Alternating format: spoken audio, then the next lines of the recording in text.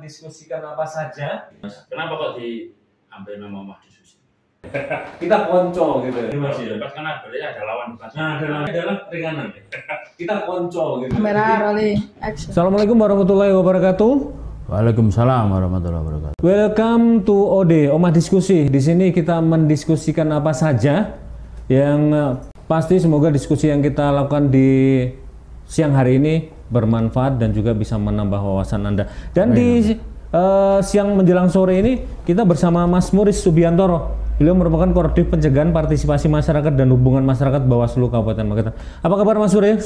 Kabar baik Mas. Sehat Mas ya? Ya, terima kasih atas undangannya di mana ini Omah Diskusi. Di Omah Diskusi Mas. Ya, kenapa kok diambil nama Omah Diskusi? Ya kita sering diskusi, hobi kita diskusi gitu Mas. Ya. Tapi bukan berdebat loh ya. Oh iya, nanti kita sebenarnya nanti berdebatnya ada ya, okay. Ada timingnya ya Mas ya. Siap, nah, siap. Itu nanti kita akan berdebat kalau sudah waktunya gitu Mas. Kalau ya. berdebat kan berarti ada lawan debat. Nah, ada lawan debat gitu. Karena jenengan dengan saya adalah rekanan. Kita konco gitu. Jadi lebih baik diskusi dulu yang terjadi di Kabupaten Magetan. Ya, terutama di dalam pelaksanaan pemilu di 2024 mendatang ya. Dan kemarin kayaknya sudah mulai agak ria-ria gitu Mas, sebenarnya nggak ria-ria lah ya, karena memang tupoksinya masing-masing gitu ya. Yang pasti kemarin jenengan menyoroti adanya daftar pemilih potensial di 15 desa yang nol gitu ya, dan itu menurut jenengan nggak mungkin gitu bisa sampai nol seperti itu gitu. Nah sebenarnya dari jenengan sendiri kemarin seperti apa menangkap hal itu di dalam itu, kok di formnya nggak ada sama sekali gitu? Ya jadi gini Mas, terkait tentang pemilih potensial non KTPL yang nol di 15 desa kelurahan yang tersebar di 9 kecamatan itu memang menjadi perhatian atau fokus khusus dari Bawaslu Kabupaten Magetan.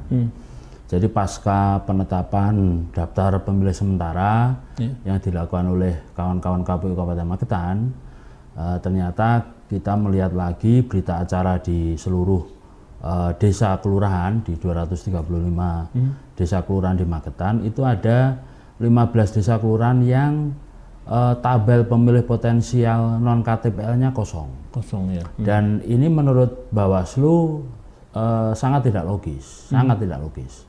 Karena skupnya adalah di satu desa atau kelurahan. Kalau skupnya itu satu TPS mungkin masih secara rasional dimungkinkan. Tapi ini karena satu desa kelurahan dan jumlahnya menurut kami 15 itu lumayan besar. Jangan dilihat 15-nya, tetapi itu menjadi sesuatu yang luar biasa dan itu tersebar di 9 kecamatan. Tidak hanya di 1 atau 2 kecamatan. Jadi ini kan sebenarnya persoalan ini merata kan seperti itu, merata. Nah, dari situ kita mencoba untuk melakukan analisa karena Bawaslu juga punya jajaran di desa kelurahan, pengawas kelurahan desa, lalu pengawas kecamatan. Kita mencoba untuk memastikan apakah di 15 desa kelurahan itu memang benar-benar nol. Nah, ternyata setelah PKD melakukan penyusuran lagi di lapangan dan sebagainya, memang ditemukan sebenarnya tidak nol.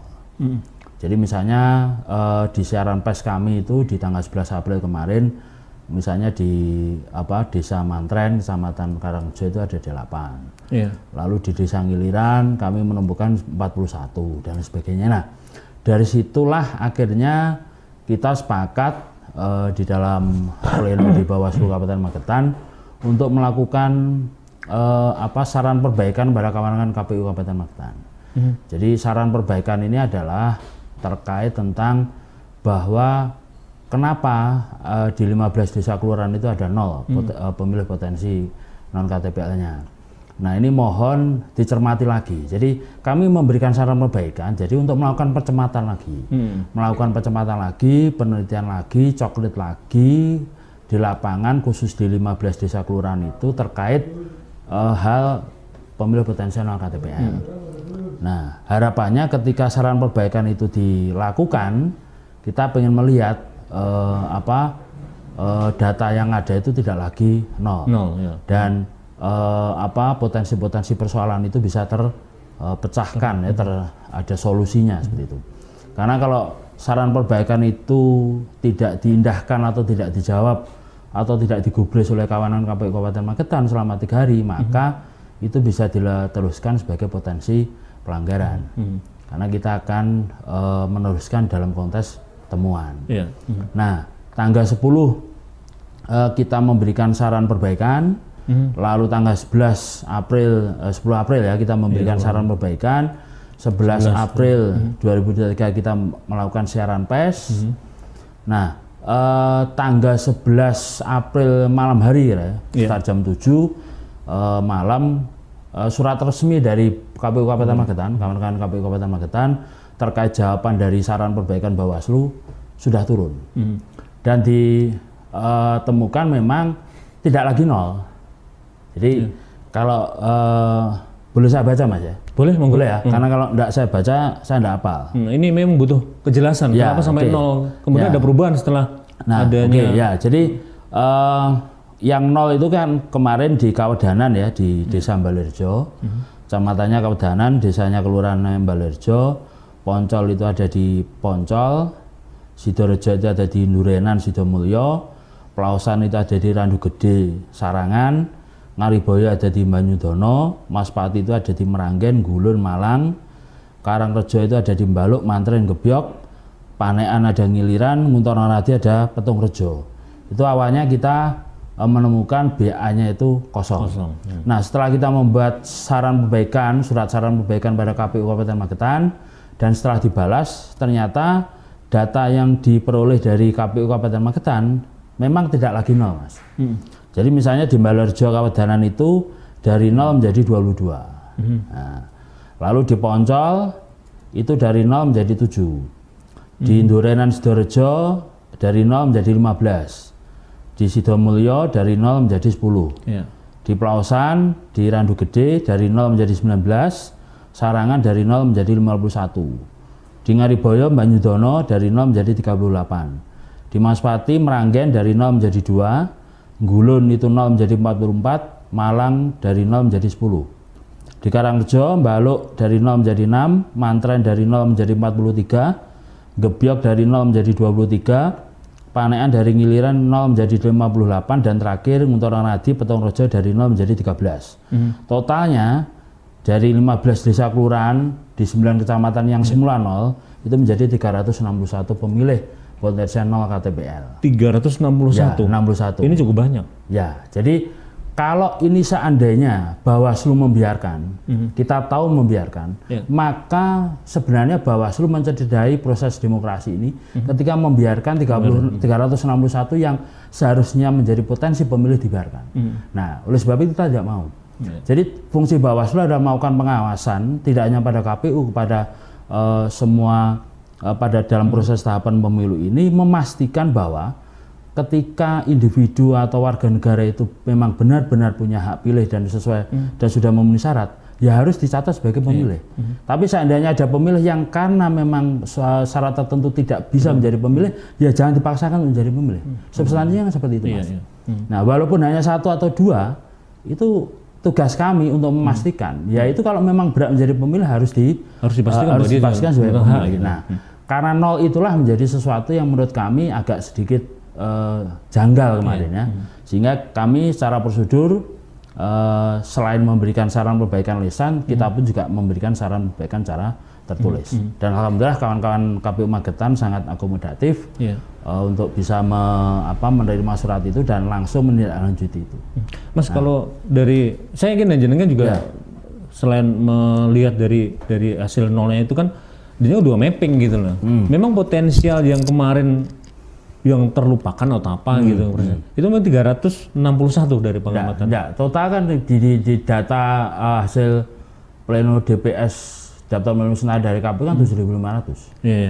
7.500 berarti kalau ditambahi 361 kan berarti 7.861. Nah, dan saya yakin ini pasti juga akan berkembang. Saya yakin itu.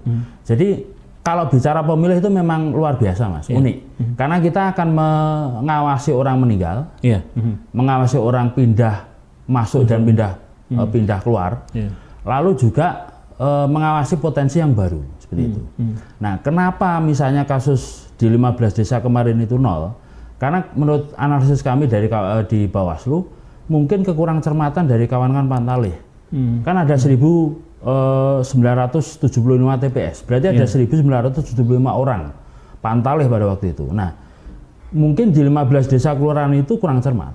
Jadi tidak sampai melihat potensi pemilih yang saat ini memang belum 17 tahun, tapi ketika 14 Februari tahun 2004 dia sudah 17 tahun. Kalau dia belum 17 tahun sekarang, pasti belum punya KTP, itu pasti. Tetapi ketika nanti tanggal 10 Februari tahun 2024 dia sudah 17 tahun, otomatis dia punya KTP. Makanya disebut pemilih potensial non KTPL. Tapi sebenarnya yang bersangkutan ini potensi menjadi pemilih nanti seperti itu. Ya. Artinya ini juga harus menjadi pencermatan dari KPU sendiri gitu ya. Karena sebelumnya dari awal sudah harusnya ada rasa curiga dong. Kenapa di 15 ada 0 untuk potensial? Iya, jadi awalnya kan kita kan tahu setelah penetapan di masing-masing desa, kelurahan dan kecamatan dan kabupaten, Mas. Karena berita acara itu kan resmi. Jadi berita acara itu bukan suatu yang guyonan, tapi itu resmi. Nah, kita berdasarkan berita acara itu asumsi Bawaslu bahwa itu tidak nol, tidak ada yang nol. Di 235 desa itu tidak ada yang nol. Tapi ternyata faktanya ada yang nol. Nah, ini dari situlah akhirnya kami melakukan penelusuran seperti itu, Mas. Nah, ini mungkin memang itu salah satu tugas dari Bawaslu gitu. Tetapi masyarakat juga harusnya menyadari hal itu gitu. Nah, ini apa mungkin saran dari jenengan selaku masyarakat memang ya harusnya juga memahami bahwa nanti saya di tanggal sekian sudah bisa memilih dan sebagainya. Dan artinya mereka juga harus peduli dengan saya masuk nggak sih dengan daftar pemilih sementara dan sebagainya. Gitu. Menarik, Mas. Jadi gini, KPU dan Bawaslu sekarang kan sudah punya jajaran sampai di bawah nih. Jadi kalau Bawaslu punya jajaran di kecamatan disebut Panwascam, kalau di desa kelurahan PKD, pengawas kelurahan desa. Kalau di KPU ada PPK, Panitia Pemilihan Kecamatan. Kalau di desa kelurahan Panitia Pemilihan desa PPS. Nah, dengan jajaran yang ada di kecamatan desa itulah sebenarnya kita sama-sama bisa saling sinergi, Mas. Terutama juga dengan aparatur di pemerintahan desa kelurahan maupun di kecamatan untuk terus mensosialisasikan itu. Contohnya apa? Ya macam-macam. Kita bisa nebeng dalam bentuk misalnya Rakorsa. Karena ada rapat koordinasi kecamatan setiap bulan misalnya. Di ajang itu kita bisa saling sinergi antara Panwascam dan PPK di situ untuk melakukan sosialisasi. Atau ketika ada pertemuan di misalnya BPD dengan kepala desa misalnya, pertemuan desa atau kelurahan, kita bisa melakukan itu. Jadi semua lini kita bisa masuki untuk memberikan penyadaran pada publik itu. Nah, yang jadi persoalan adalah ini bicara teknis, pengumuman DPS kemarin tanggal 12 April kemarin, pengumuman DPS-nya itu kan ditempelkan di setiap kantor kelurahan desa, Mas. Nah, ini secara teknis menurut Bawaslu agak menyulitkan pemilih masyarakat untuk mengecek. Idealnya memang itu diumumkan di masing-masing lokasi TPS di tempat yang strategis, sehingga pengumuman itu lebih mendekatkan kepada pemilih atau masyarakat. Nah, kalau itu ditempelkan di kelurahan desa, satu sisi memang aman ya. Aman dari hujan, dari misalnya orang iseng untuk menyobek atau merusak, itu aman. Tetapi dari sisi akses masyarakat untuk melihat apakah saya sudah masuk atau belum dan sebagainya, itu secara teknis agak terkendala karena jauh. Jadi ada yang rumahnya itu memang dekat kantor kelurahan, kantor desa, itu enggak ada masalah. Tapi kalau TPS-nya agak di pinggiran, lalu dia harus mengakses di desa juga menjadi kesulitan. Dan apalagi kesadaran misalnya untuk melihat atau mengecek itu tidak ada, seperti itu. Nah, ini menjadi problem juga. Makanya benar yang Mas Kosa katakan bahwa sosialisasi itu juga menjadi salah satu pentingnya untuk memberitahukan kepada publik bahwa datanglah ke kantor desa atau kelurahan untuk mengecek apakah nama saya ini sudah masuk atau nama saya ini sudah benar, apakah data saya itu di TPS yang sudah ditentukan atau tidak, seperti itu. Tapi yang pasti kan sekarang juga banyak teknologi yang bisa dimanfaatkan untuk mungkin mengumumkan. Kita juga bisa ngecek diri kita sudah masuk Ya, kalau di pemilih itu kan ada di DPT online, Mas. Di aksesnya KPU itu kan ada di DPT online. Jadi masyarakat bisa mengklik di DPT online, tinggal memasukkan NIK, nanti bisa dilihat apakah nama saya sudah tercatat di dalam DPT, lalu saya di TPS mana seperti itu. Tetapi itu kan dari sisi IT-nya, Mas. Tetapi aturan realnya adalah apa yang diumumkan di dalam lembaran di DPS itu yang menjadi patokan seperti itu. Nah, seandainya ada dimungkinkan ketika misalnya di DPT online belum ada, tetapi ternyata di pengumuman sudah ada, berarti patokannya ya sudah itu. Gitu. Karena logikanya tidak mungkin kalau kebalikannya seperti itu. Jadi IT itu kan hanya untuk mempermudah, mempercepat, tetapi tidak menjadi basis utama bahwa itu menjadi ketentuan yang di dalam aturan menjadi patokan gitu. Untuk mempermudah saja, Mas. Misalnya silon, sipol dan seterusnya. Ya. Artinya kalau jenengan memang menyadari jangan cuman waktu pelaksanaan pemilu gitu ya, ributnya gitu. Ribut kan sekarang gitu. Oh iya, ya. Jadi dan ketika kita bicara pemilih, kita tidak bisa nanti DPS lalu DPT selesai, tidak. Pengalaman di 2015 DPT HP daftar pemilih tetap hasil perbaikan itu sampai hampir 3 kali, Mas. Sampai menjelang hari H pemilu itu masih terus bergerak, dan itu adalah sesuatu yang wajar.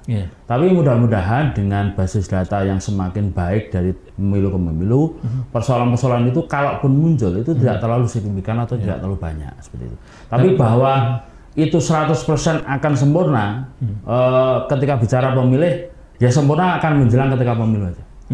Itu menjadi tugas semua KPU, Bawaslu, aparatur pemerintah dan pemilih sendiri untuk memastikan bahwa pemilih itu memang benar-benar clear.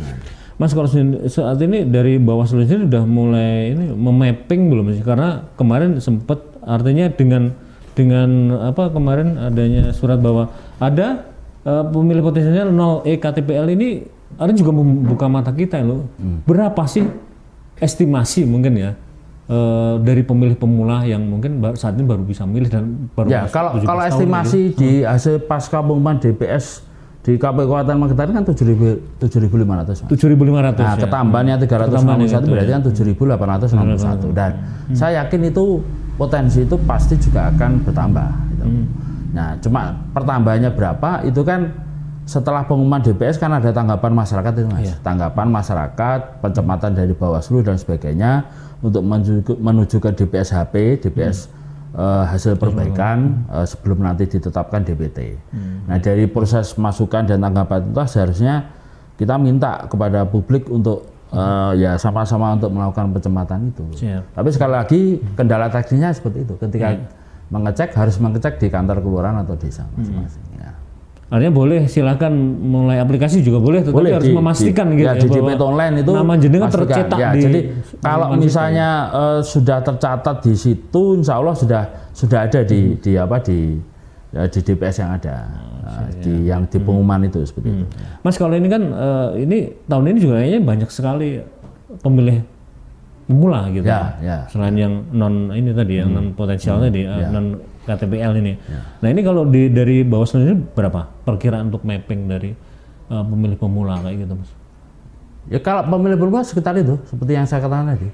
Jadi kalau bicara jumlah, itu kan coklat itu kan pekerjaannya KPU. Kita mengawasi aja apakah proses coklat itu sudah sesuai dengan prosedur atau tidak seperti itu. Tapi hasilnya kan yang lebih pasti valid kan kawan-kawan KPU seperti itu. Tetapi bahwa dengan banyaknya potensi pemilih baru atau pemula itu menjadi tantangan buat kita semua, apakah KPU Bawaslu untuk benar-benar bisa memberikan pemahaman kepada, kalau bicara sekarang kalau milenial ya, pemilih pemula itu kalau milenial untuk bisa melek politik, sadar politik, dan bisa menggunakan hak politiknya dengan benar. Jangan sampai nanti yang kita takutkan adalah pertama nanti apolitis, dalam arti kelompok milenial itu sudah tidak mau datang ke TPS misalnya, tidak mau mencoblos dan seterusnya, atau kalaupun misalnya mau datang lalu dia melakukan dalam tanda petik ini yang kekhawatiran kita dalam melakukan perusahaan surat suara misalnya, karena dia sudah buat apa sih ini, saya tidak ada hubungannya, tidak ada korelasinya sebenarnya. ini kan menjadi tugas kita, ada potensi-potensi untuk itu, untuk melakukan penyadaran pada mereka bahwa politik itu menjadi sesuatu yang penting. Pemilu itu ada menjadi sesuatu yang sangat urgent untuk proses regenerasi, pergantian kepemimpinan dan seterusnya seperti itu. Karena bagaimanapun hasil pemilu saat ini akan menentukan 5 tahun bangsa kita gitu betul, ya. Keputusan-keputusan itu keputusan politis betul, gitu ya, pasti oleh bangsa ini gitu. Nah Mas, kalau ini Mas, ini kan terkait mulai besok ya tanggal 1. Nah, ini kan mulai pendaftaran. Ya. DCS-nya ya. Partai politik melakukan pendaftaran calon sementara. Calon sementara ke KPU sampai dengan tanggal 14 Mei tahun 2023. Ya. Nah Mas, kalau di dalam proses DCS sendiri nanti daftar calon sementara ini apa yang harusnya juga menjadi perhatian masyarakat dan juga menjadi perhatian Bawaslu sendiri apa? Ya, jadi kalau perhatian dari Bawaslu, fokus pengawasan memastikan bahwa KPU nanti benar-benar melakukan proses penerimaan pendaftaran dari kawan-kawan partai politik itu sesuai dengan prosedur yang ada ya, sesuai prosedur yang ada. Lalu KPU partai politik pun dan dalam melakukan proses pendaftaran nanti pun juga sesuai dengan ketentuan yang ada. Substansinya seperti itu. Nah, oleh sebab itu maka kemarin tanggal 28 kalau tidak salah ya, 28 Mei kita sudah kirimkan surat Mas, surat imbauan kepada KPU Kabupaten Magetan dan juga kepada kawan-kawan partai politik untuk melakukan pencematan, untuk melakukan bahasanya kehati-hatian dalam proses pengajuan atau pendaftaran calon sementara yang dimulai besok. Kenapa? Agar ketika proses pendaftaran itu tidak muncul pelanggaran, tidak muncul potensi-potensi persoalan baik oleh KPU maupun oleh partai politik sendiri seperti itu. Jadi kita sudah melakukan himbauan karena divisi saya kan divisi pencegahan Mas. Jadi sekarang di Bawaslu publik juga harus mengetahui sekarang tidak ada lagi divisi pengawasan. Kalau dulu kan divisi pengawasan, kebetulan pengampunya saya, sekarang tidak ada. Yang ada adalah divisi pencegahan. Nah, fungsinya apa? Sebelum tahapan Bawaslu itu melakukan imbauan. Jadi sebelum tahapan ini kan 1 Mei ini Mas. Tahapan DCS. Nah, sebelum tanggal 1 Mei kita kirim surat. Surat imbauan ya. Bahasanya surat cinta. Surat cinta. Karena penuh kasih sayang. Isinya bukan marah-marah, ya, bukan emosi, tapi mengingatkan dengan baik-baik kan seperti itu. KPU harus bla bla bla, partai politik harus bla bla bla dan seterusnya. Nah, imbauan karena tahapan belum dimulai. Nah, harapannya ketika nanti sudah tahapan dimulai, semua pihak mematuhi prosedur yang ada. Nah, seandainya pun nanti di tengah perjalanan ada sesuatu yang tidak pas, maka Bawaslu bisa melakukan namanya saran perbaikan. Jadi begitu seterusnya. Jadi dalam setiap tahapan kita akan terus melakukan hal seperti itu. Mas, kalau setiap partai politik nanti mungkin ya memenuhi kuotanya dengan 45 calon gitu ya. Itu total ada berapa kira-kira Mas? 400 lebih gitu ya. 400 berapa? 50 yang akan didaftarkan sebagai calon sementara. Ya, gitu. sekitar itu. Yang penting kan dalam konteks pendaftaran nanti sesuai dengan aturan. Misalnya di antara 3 calon nomor 1, 2, 3 salah satunya harus ada perempuan. Keterwakilan perempuan 30% harus terpenuhi. Misalnya ketika partai politik mengajukan 6 calon, maka 2 diantaranya harus perempuan. Kalau 7 masih bisa dimungkinkan 2, tapi kalau nanti 9 berarti harus ada perempuannya 3. Nah, seperti itu. Jadi hal seperti itu kan kita perlu ingatkan pada kawan partai politik seperti itu. Ya, kalau 45 harus 30% terpenuhi juga gitu. Ya, harus 3% dari 45 calon itu. Mas, kalau mungkin selain syarat administratif apa yang harus diperhatikan mungkin dari partai politik dan juga KPU sendiri gitu terkait mungkin ada hal-hal aturan yang memang saat ini mungkin masih banyak yang belum diketahui gitu. Jadi potensi-potensi yang nanti akan muncul itu misalnya terkait tentang ijazah.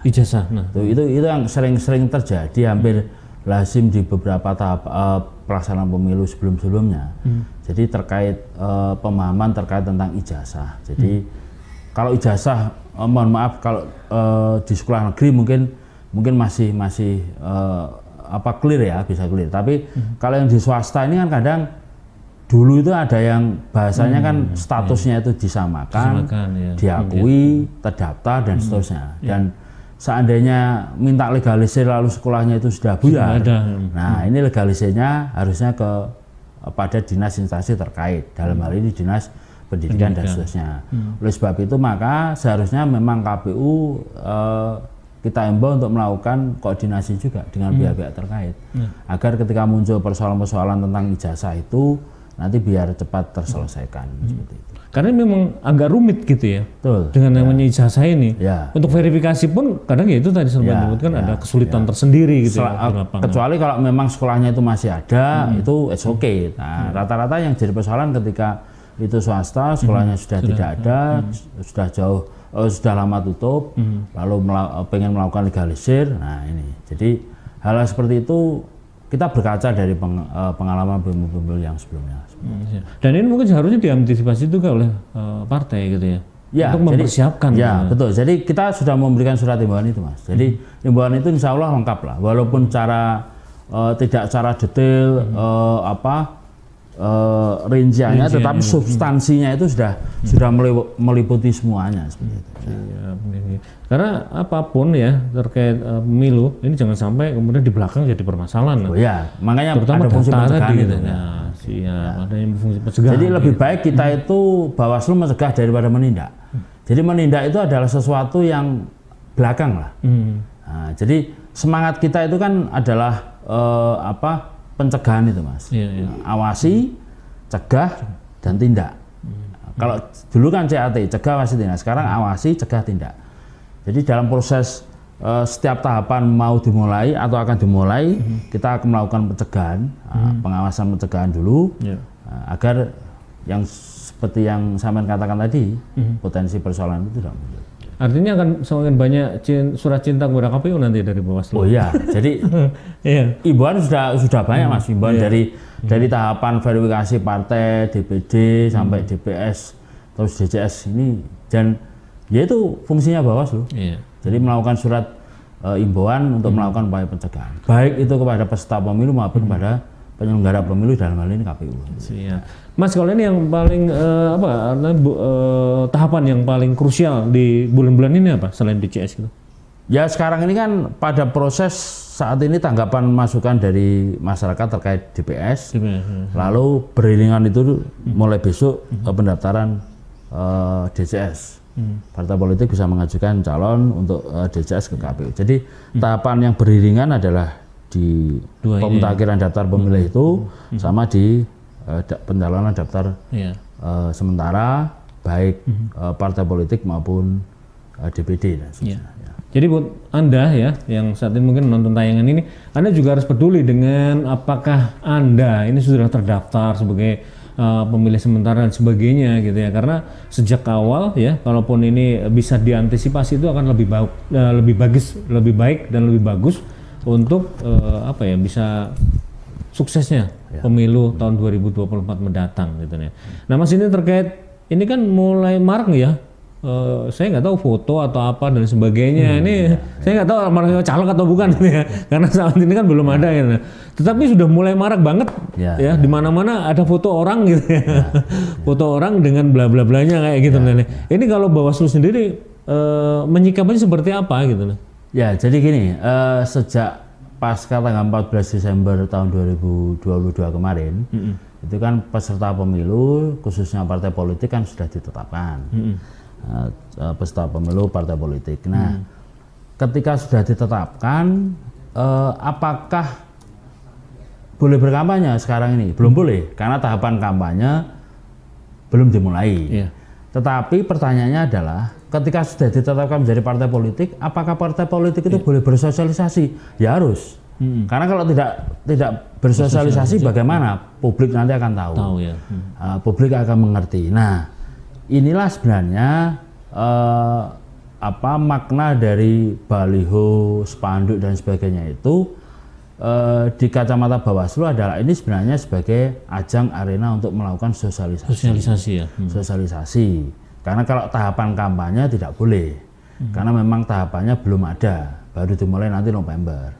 Nah, yang jadi persoalan, jadi problem itu adalah pemasangan banner, spanduk, baliho dan sebagainya itu kan harusnya partai politik ataupun bakal calon legislatif itu atau bakal yang lain lah, bakal calon anggota DPD dan sebagainya seperti itu, dalam melakukan proses pemasangan ini kan ada aturan yang dimiliki oleh masing-masing pemerintah daerah, apakah itu dalam bentuk perda maupun perbub dan sebagainya, terkait tentang estetika, keindahan dan sebagainya. Nah, harusnya memang ketika melakukan pemasangan itu berkoordinasi dengan pihak-pihak terkait, dalam hal ini di pemerintah daerah. Mana-mana yang boleh dipasang, mana-mana yang tidak boleh dipasang, seperti itu. Nah, oleh sebab itulah sebenarnya kemarin beberapa waktu lalu sebelum Lebaran, Kesbang sudah berinisiasi untuk melakukan pertemuan dengan seluruh partai politik, KPU, Bawaslu, dan stakeholder terkait untuk membicarakan ini, seperti itu. Dan kemarin kalau tidak salah Kesbang juga sudah kirim surat pada Bupati untuk memberitahukan bahwa akan ada dalam tanda petik ya melakukan proses penertiban lah terkait tentang baliho-baliho dan sebagainya, seperti itu. Nah, kemarin ada masukan, karena yang datang bukan saya waktu itu, ada masukan dari Mas Arif, Divisi Hukum dan Sengketa, ya sebelum dilakukan penertiban sebaiknya memang pihak pemerintah dalam hal Kesbang ataupun Satpol PP itu memberitahukan baik-baik kepada kawan-kawan partai politik titik-titik mana yang dalam hal ini potensi sebenarnya tidak boleh dipasang, seperti itu. Misalnya ketika di lampu merah yang itu mengganggu pengguna jalan, mengganggu rambu-rambu lalu lintas sehingga pengguna jalan tidak bisa melihat rambu dengan jelas misalnya. Nah, itu sebaiknya memang dilepas, dan dilepas itu bukan dalam arti terus dirusak atau bawah, tidak ada. Jadi itu dilepas, dikembalikan lagi pada kawan-kawan partai politik untuk dipasang di tempat yang seharusnya boleh dipasang, seperti itu. Nah, itulah sebenarnya edukasi kepada teman-teman partai politik khususnya untuk melakukan marilah kita sama-sama punya tanggung jawab untuk menjaga ya keindahan estetika khususnya di Magetan. Karena kalau dipasang pating celomet itu kan juga kalau di sawah kan juga tidak karu-karuan, Mas. Ada yang balonya besar, ada yang kecil, ada yang macam-macam itu, dan dipasang tumpang tindih dan sebagainya itu juga dipandang itu yang tidak nyaman, seperti itu. Artinya dari sisi estetika kayaknya nggak banget gitu ya. Jadi makanya karena ini belum tahapan kampanye, sehingga ini sebenarnya ranahnya lebih pada ranah kawan-kawan di pemerintah daerah ya, khususnya di Kesbang, Bapak PP dan mungkin di Sub ya. Tetapi bahwa Bawaslu kemarin memberikan masukan seandainya pun dilakukan proses penertiban itu harus dilakukan dengan hati-hati, penuh dengan kemanusiaan dan juga ada proses pendidikan politiknya di situ. Jadi sebelum ditetapkan diberitahukan dulu. Jadi diberitahukan dulu, syukur-syukur partai politik atau bakal calon legislatif itu yang melepas, Mas. Nah, itu kan ada kesadaran itu. Jadi mau ini memang dekat dengan masjid itu, dekat dengan sekolah yang jaraknya hanya 5 meter atau mungkin 7 meter, itu kan terlalu dekat. Nah, seandainya itu diberitahu, harapannya partai politik atau bakal calon legislatif itu melepas untuk dipasang di tempat yang mungkin agak lebih berjauhan, seperti itu. Tapi seandainya ketika sudah diberitahu, diberikan tenggang waktu itu ternyata tidak dilepas, maka Satpol PP, Kesbangpol dan sebagainya itu bisa melakukan penertiban bersama-sama. Dan itu pun jangan dimaknai bahwa ketika dilepas itu nanti akan di-pack atau dibawa atau tidak. Ya, itu akan kita minta untuk dikembalikan lagi pada kawan partai politik. Nah, untuk dipasang di tempat yang sebenarnya layak untuk dipasang. Mas, kalau mungkin saat ini banyak baliho yang pertebaran itu bisa dimaknai bahwa mereka melakukan sosialisasi gitu ya? Ya, jadi karena tidak ada visi misi di situ ya, tidak ada visi misi di situ karena pemahaman kampanye adalah kegiatan yang dilakukan oleh peserta pemilu atau pihak tertentu yang ditunjuk oleh peserta pemilu ya, untuk melakukan meyakinkan pemilih atau masyarakat dengan menyebutkan visi misi dari peserta pemilu itu plus citra diri. Nah, citra diri ini kan sebenarnya meliputi gambar dan nomor, Mas. Gambar dan nomor. Makanya makna sosialisasi itu yang ideal memang kalau partai politik adalah bendera. Bendera. Ya, karena bendera itu kan pasti ada gambarnya dan pasti ada nomornya seperti itu. Tapi faktanya kan memang bakal calon legislatif sekarang ini kan juga memunculkan fotonya yang bersangkutan, lalu gambar partai dan nomor urut partai. Tapi substansinya kan sebenarnya itu adalah karena ini sekali lagi bukan belum masuk ranah kampanye, sebenarnya ruang ini ruang sosialisasi. Nah, pemahaman-pemahaman itulah yang sebenarnya perlu bangun bersama lagi, itu. Khususnya dalam hal yaitu pemasangan dan sebagainya. Karena kita melihat kan ya ada yang dipaku di pohon, ada yang melintang jalan dan sebagainya. Yang seharusnya itu memang tidak etis untuk dilakukan seperti itu. Ini pertanyaannya lebih kepada etika maupun caranya bagaimana memasang baliho-baliho tersebut gitu ya. Iya. Siap. Mas, artinya gini, ini sekarang banyak sekali produk-produk media sosial gitu ya. Nah, ini juga banyak sekali bacalek ya kalau istilahnya. Bacalek ini juga mereka bikin konten dan sebagainya yang tentunya karena belum ada nomor dan sebagainya, mereka kan nggak bisa ngomong bahwa saya nomor ini, tetapi dari sisi pencitraan mereka udah mulai melakukan pencitraan. Maknanya itu sosialisasi. Itu sosialisasi. Jadi sosialisasi itu kan bisa lewat media sosial, bisa lewat media yang lain, misalnya televisi, radio, mungkin koran, atau mungkin lewat baliho, spanduk dan sebagainya. Maknanya adalah sosialisasi, Mas. Karena kalau sudah nanti misalnya DCS menuju DCT, lalu ada citra dirinya, tentunya kan itu pasti nanti menjadi ranah Bawaslu untuk bisa melakukan penegasan, untuk melakukan penertiban dan sebagainya seperti itu. Siap. Jadi memang memang wilayahnya agak sedikit abu-abu dan memang agak kerepotan juga ya. Jadi kalau sosialisasi nanti waktu kampanye, lah ini kan terus kapan kita partai politik kan keluarnya, terus kapan kita bisa mensosialisasikan nomor dan gambar partai dan sebagainya. Itu sudah, ini ruang sosialisasi yang bisa dilakukan. Tetapi ketika proses sosialisasi itu ya mohon mengindahkan kaidah-kaidah yang sudah ada di dalam konteks kearifan lokal di masing-masing daerah kan seperti itu, terutama dalam hal misalnya penataan, pemasangan dan sebagainya seperti itu. Ya. Artinya jangan sampai mengotori estetika kota. Ya. Monggo gitu ya. Sosialisasi di tempat yang diatur yang bagus kayak gitu. Ya. Dan yang pasti mereka juga harus izin dong. Pemberitahuan aja, karena kalau izin itu kan berarti harus ada misalnya biaya dan sebagainya. Karena maknanya ini pesta demokrasi, Mas. Jadi ya namanya pesta itu kan harus meriah dan sebagainya. Tetapi semeriah-meriahnya pesta itu kan harus ada tata krama nih. Ada adabnya, tidak terus asal meriah, asal itu kan akhirnya menjadi ngawur kan. Itu yang kesan kita muncul di situ. Nah, sekarang mencoba untuk melakukan penataan itulah. Itu, ya. Mas, kalau dari jenengan sendiri selama pengamatan ini pemasangan baliho di Magetan atau sosialisasi ya, langkah sosialisasi dari partai dan juga mungkin kalau orang-orang kan yang saat ini lagi Idul Fitri dan sebagainya, mereka pasti memasang foto. Dari sisi adab dan sebagainya seperti apa, Mas, dari jenengan?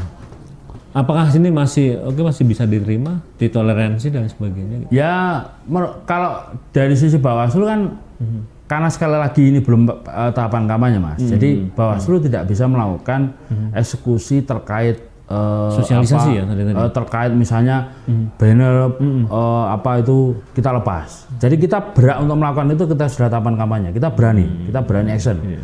Nah, tetapi ketika saat ini adalah daerah gitu. Ya, maknanya adalah sosialisasi, tetapi ketika dipasang di tempat-tempat yang memang tidak estetis dan lain sebagainya, yaitu mau ditetapkan lah.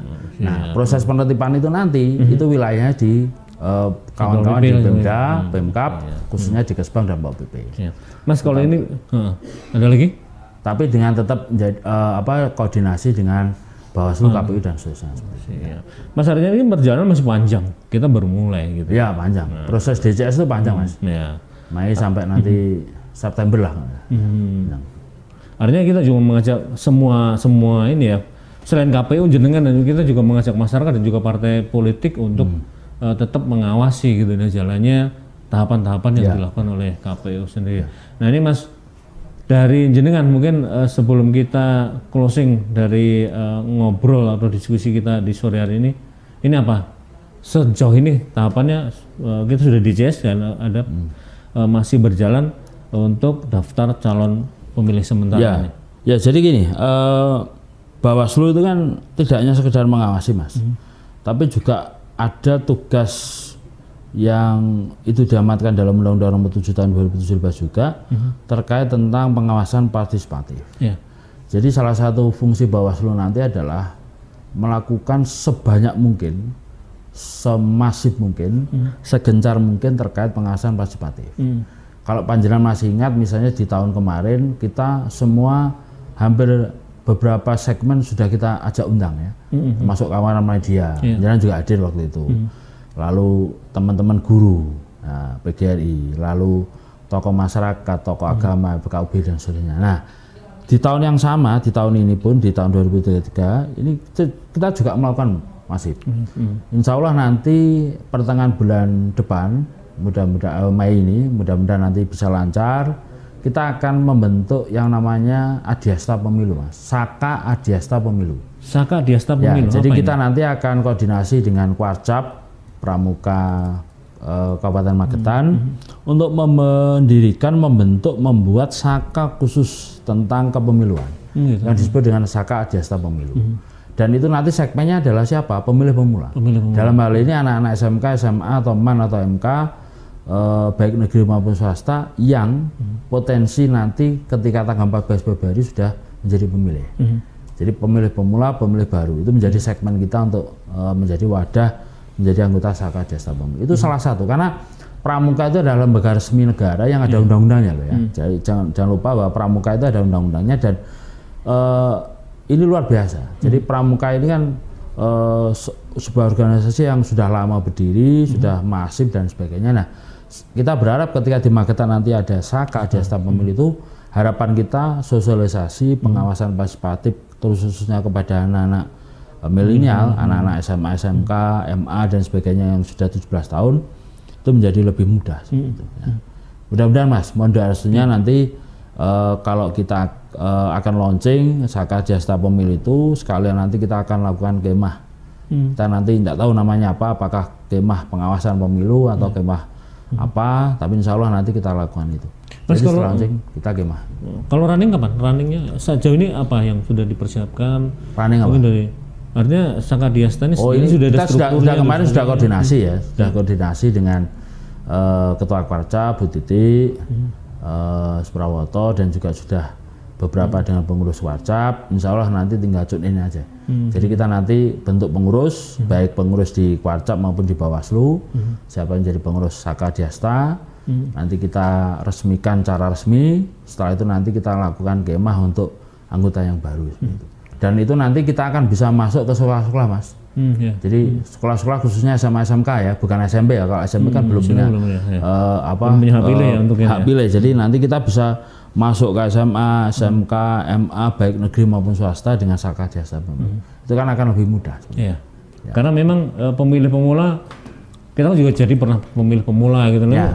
Masih minim banget hak dan kewajiban kita untuk melaksanakan ikut serta dalam meramaikan pemilu itu seperti apa, kita masih masih butuh banyak. Karena kalau dengan Pramuka itu kan ada seninya Mas, ada seninya, ada hiburannya, ada tantangannya, ada petualangannya dan sebagainya. Jadi tidak hanya sekedar sosialisasi kita ngomong itu, tapi kan ada pernak-perniknya lah. Jadi insya Allah dengan Saka Adiasta Pemilu itu akan menarik pemilih pemula untuk sadar akan pemilu sendiri. Cara menyampaikan sosialisasinya ini dibalut dengan macam-macam. Jadi nanti saya tidak ahli seni misalnya, nanti ada pelatih-pelatih pramuka yang ahli seni hiburan, kita saling kolaborasi lah seperti itu.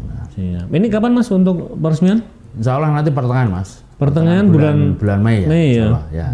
Baik, sahabat Lawu, itu tadi perbincangan kita ya dengan Mas Muris Subiantoro. Ya. Beliau ini merupakan Koordif Pencegahan Partisipasi Masyarakat dan Hubungan Masyarakat Bawaslu Kabupaten Magetan.